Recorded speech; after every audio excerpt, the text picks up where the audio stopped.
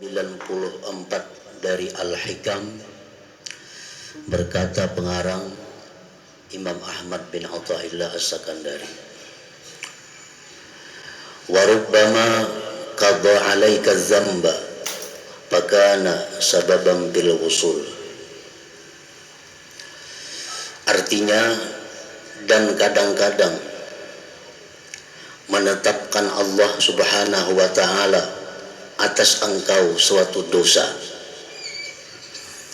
maka jadilah dosa itu sebab pada sampainya dia kepada Allah Subhanahu wa ta'ala. Jadi tidak hanya taat yang bisa menyampaikan seseorang kepada kecintaan Allah, tidak hanya taat yang bisa menyampaikan seseorang kepada keridhaan Allah, tidak hanya taat yang bisa menyampaikan seseorang ke surganya Allah, tetapi ada pula dosa yang menyampaikan seseorang kepada cintaan Allah. Ada satu dosa yang bisa menyampaikan seseorang kepada ma'rifatullah. Ada dosa yang bisa menyampaikan seseorang kepada surganya Allah Subhanahu wa ta'ala. Nah, para muhibbin rahimakumullah, jadi sebagaimana taat itu bisa menyampaikan seseorang surganya Allah, maka dosa pun bisa mengantarkan seseorang ke surganya Allah Subhanahu wa ta'ala. Nah, bagaimana dosa yang bisa membawa kita kepada ma'rifatullah? Bagaimana dosa yang bisa membuat seseorang itu dicintai oleh Allah? Bagaimana dosa yang bisa menyampaikan ke surganya Allah? Idza aznabal 'abdu dzamban fakhafa rabbah wa taba wa ahsana taubatah fasara sababan fil wusul ila mahabbatihi wa safwatihi wa jannatihi. Apabila berbuat dosa seseorang hamba akan suatu dosa, apapun dosanya,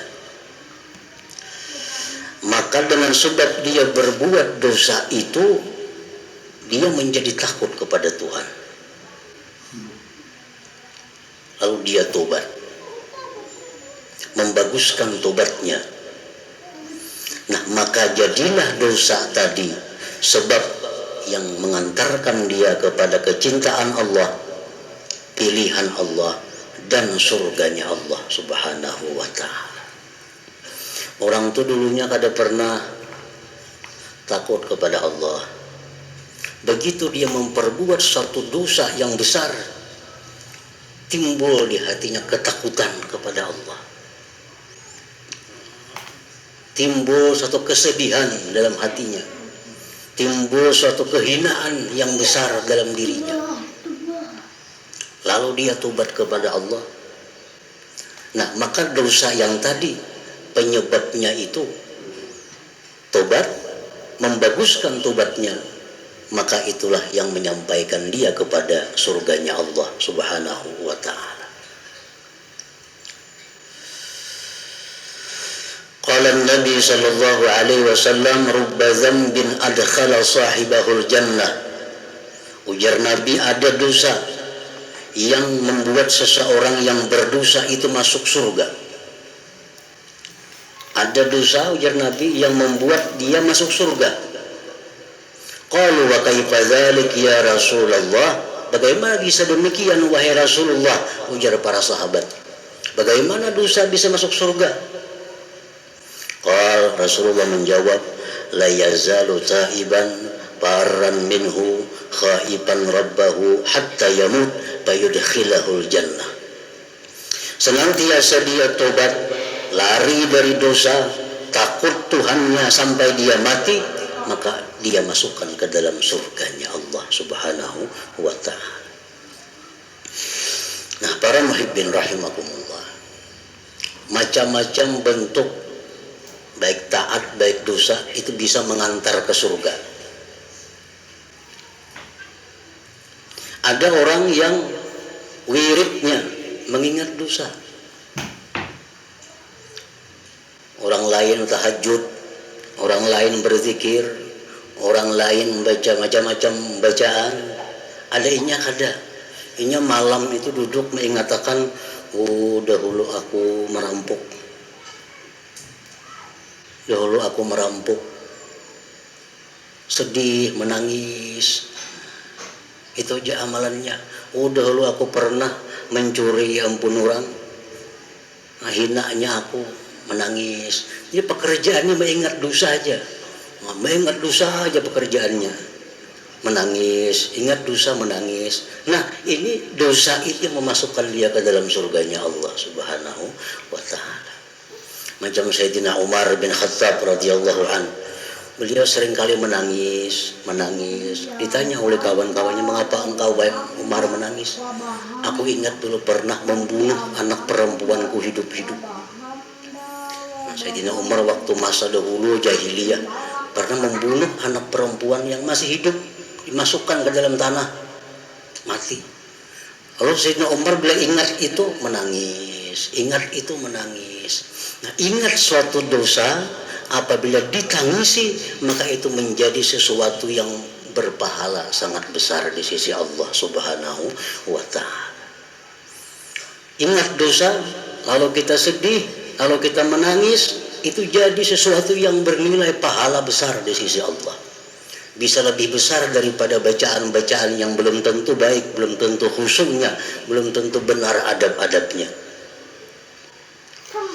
Nah, ini yang dimaksud oleh Nabi kita, bahwa ada dosa itu yang membawa seseorang ke surga. Ingat dosa, menangis.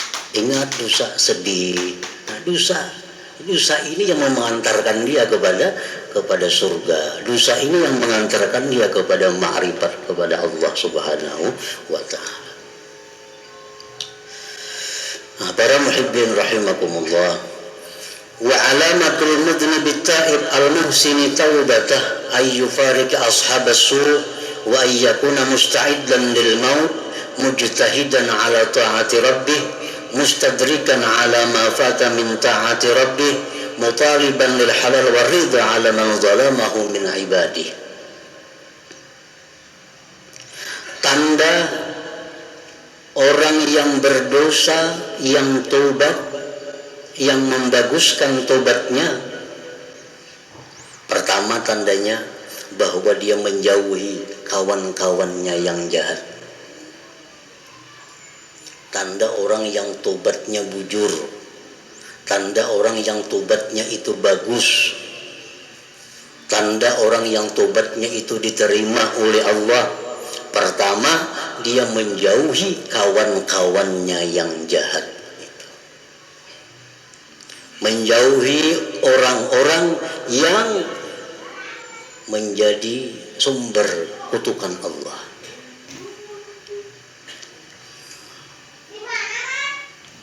Menjauhi orang-orang yang menyebabkan dia mendapat percikan daripada laknatnya Allah. Kalau yang kita kawani orang yang disayang oleh Allah, kita akan dapat percikan rahmatnya Allah. Kita akan dapat percikan berkah dari Allah.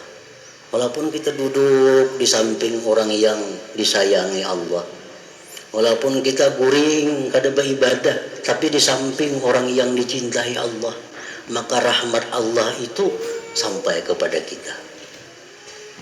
Berkah Allah akan sampai kepada kita karena kita berada di dekat orang yang disayangi, dicintai oleh Allah Subhanahu wa ta'ala. Nah, demikian halnya kita duduk berdampingan dengan orang-orang yang selalu dilaknat oleh Allah, dimurkai oleh Allah. Duduk kita di sampingnya, walaupun kita tidur, walaupun kita tidak berbuat seperti perbuatannya, tapi kita dapat sawabnya, sawab kada baiknya. Dapat sawab kada baiknya. Nah, jadi misalnya kita duduk betata lawan orang nang dimusuhi Allah, dimurkai Allah, disimburkan orang banyu panas, ngarang betata duduk, tekanan juga kita percikan banyu panas itu. Nah, jadi tanda orang yang tobat, yang membaguskan tobatnya itu, pertama dia mesti jauh dulu dirinya dari orang-orang yang jahat itu. Jauh dari orang-orang yang jahat. Yang kedua, tandanya orang yang membaguskan tobatnya itu bahwa dia mempersiapkan diri untuk kematian. Mempersiapkan diri untuk kematian. Nah, bila kita kadang mempersiapkan diri untuk kematian, tentu kita akan mengalami kesusahan, penderitaan. Kematian itu mulai sakaratul maut, ada persiapan khusus yang diajarkan Rasulullah. Menghadapi munkar nakir, ada persiapan khusus supaya bisa lulus dari munkar nakir. Dibangkit dari kubur menuju padang mahsyar yang sangat panas, itu ada persiapan khusus agar kita bisa terhindar dari panasnya waktu itu. Menghadapi pertimbangan amal, menghadapi titian, itu semua ada persiapan agar bisa selamat sampai ke tujuan surga Allah. Nah, orang yang tobatnya benar, orang yang tobatnya diterima Allah, dia mempersiapkan segala-galanya untuk menghadapi tantangan-tantangan yang demikian tadi.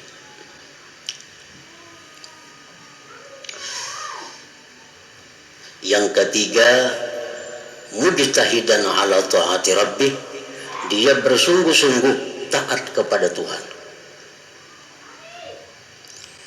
Mustadrikan ala ma fata min ta'ati rabbih, dia memperdapati atas yang keluputan daripada taat kepada Tuhan. Dulu kada sembahyang, dikabaknya. Dulu kada puasa, dikabaknya. Dulu kada bayar zakat, kada cukup bayar zakat, dikabaknya. Ini tanda orang yang tobatnya diterima oleh Allah. Tanda orang yang dosanya itu membawa dia ke surga. Tobatnya bagus. Nah, tobat yang bagus itu antara lain adalah memperdapati yang luput daripada Tuhan. Sembahyang dulu banyak ada sembahyang, diperdapati, dibayar. Zakat dulu kurang dari sebenarnya, sekarang bayar. Puasa dulu kada puasa, bayar. Ini tandanya orang yang membaguskan tobat. Mutaliban lil halal wal ridha ala man zalamahu min ibadi, menuntut halal, ridha atas orang yang pernah dia zalim dari hamba-hamba Allah Ta'ala. Nah, dulu pernah itu kusakiti, datangi minta halal, minta ridha. Dulu itu pernah ku aniaya, datangi minta halal, minta ridha. Dulu duitnya itu pernah ku ambil, minta halal, minta ridha. Dulu pernah minum di warung kada bayar, datangi ampun warung, minta halal, minta ridha. Dulu wadai 3 bepada 2, datangi minta halal, minta ridha. Tanda membaguskan tobat itu. Jadi kalau hanya sekedar menyesal, berhenti, bercita-cita kada berbuat dosa lagi, tapi kada ada membayar, nah kada memperdapati, kada minta keridhaan, itu tobatnya tentu tidak bagus, tobatnya tidak diterima oleh Allah Subhanahu wa Ta'ala. Nah, jadi apabila kita berbuat satu dosa lalu tobat, dibaguskan tobatnya, maka dosa tadi akan membawa kita kepada surga Allah Subhanahu wa Ta'ala. Fakam min waliyyin min awliya'illah kana mujaniban ta'ala rabbih summa taba wa ahsana taubatah fasara ila ma sara ilaih. Berapa banyak wali daripada wali-waliullah yang dulunya jauh daripada taat kepada Tuhan. Kemudian tobat dia, membaguskan tobatnya, akhirnya jadilah mereka kepada sesuatu yang jadilah mereka kepadanya. Tidak sedikit wali-wali Allah itu nang asalnya orang ini sangat jauh dari Allah. Tidak sedikit wali-wali Allah nang asalnya dulu ahli maksiat kepada Allah. Tapi karena mereka menyadari kehinaan dirinya dengan maksiat itu, lalu mereka tobat, membaguskan tobat, akhirnya mereka jadi aulia Allah Subhanahu wa ta'ala. Mislu Fudail bin Iyad contohnya yang terkenal sudah kisahnya. Karena syatira, dulunya perampok.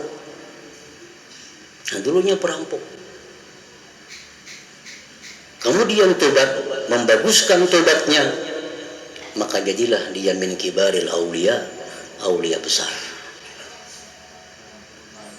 Wa mislu Utbatul Ghulam karena menhamikan pisar, dulunya tenggelam dalam kejahatan, minum-minuman, perjudian, perempuan dan lain-lain. Summa taba, kemudian tobat, wa ahsana taubatah, membaguskan tobatnya, fasara minal aulia, jadilah dia aulia Allah. Napa zambu iza awrasa khawfan minallah wa taubah khairun min ta'atin awrasat amnan wa ujbah. Maka bermula dosa apabila menimbulkan ketakutan kepada Allah, menimbulkan tobat, maka dosa itu lebih baik daripada taat yang membuat dia merasa aman dan ujub dengan dirinya. Ini dosa, maksiat, tapi baiknya takutan lawan Tuhan. Lalunya bertobat. Nah, dosa tadi lebih baik daripada taat, yang mana seseorang dengan taat itu menjadi merasa aman dirinya, merasa pasti ke surga, merasa dirinya ahli surga, takjub dengan dirinya. Nah, itu taat lebih hina daripada maksiat. Nah, para muhibbin rahimakumullah. Jadi taat itu yang dipandang Allah isinya. Dosa dipandang Allah isinya. Nah, kenapa taat itu menjadi mulia? Karena isinya taat itu adalah ubudiyah, kehambaan. Kehambaan itu sama dengan kehinaan. Jadi kalau kita berbuat taat, kalau diri kita merasa menjadi hamba Allah, diri kita merasa hina, diri kita merasa butuh kepada Allah, nah ini taat yang bermakna di sisi Allah, taat yang diterima oleh Allah. Kenapa maksiat itu menjadi musuh Allah? Kenapa dosa itu menjadi hal-hal yang merugikan seseorang? Karena di dalam dosa itu ada inat, ada ingkar kepada Allah. Di dalam dosa itu ada kesombongan seorang hamba kepada Allah. Lalu dosa itu mendatangkan siksa. Jadi sebenarnya bukan dosanya, bukan taatnya yang dipandang hakiki oleh Allah, itu isinya. Bukan zahir perbuatan taat, bukan zahir perbuatan dosa, tetapi isinya yang dipandang oleh Allah. Kalau perbuatan taat tapi isinya kada sesuai, taat tapi isinya angkuh, isinya sombong, isinya ujub, taat ini tidak akan punya arti apa-apa di sisi Allah dan tidak akan memberi manfaat kepada orang yang berbuat taat itu. Nah, demikian dosa. Kalau dosa ini dalamnya berisi kehinaan, dosa ini berisi bahwa dia sangat berhajat kepada perlindungan Allah, maka dosa ini menjadi sesuatu yang menyebabkan dia diridhai oleh Allah Subhanahu wa ta'ala. Nah, jadi bukan dosanya, bukan taatnya yang dipandang Allah, tapi isi dari keduanya itu. sebagaimana berkata Imam Ahmad ibnu Athaillah, maksiatun awrasat dhulla wa iftiqara khairun min ta'atin awrasat izza wa istikbara.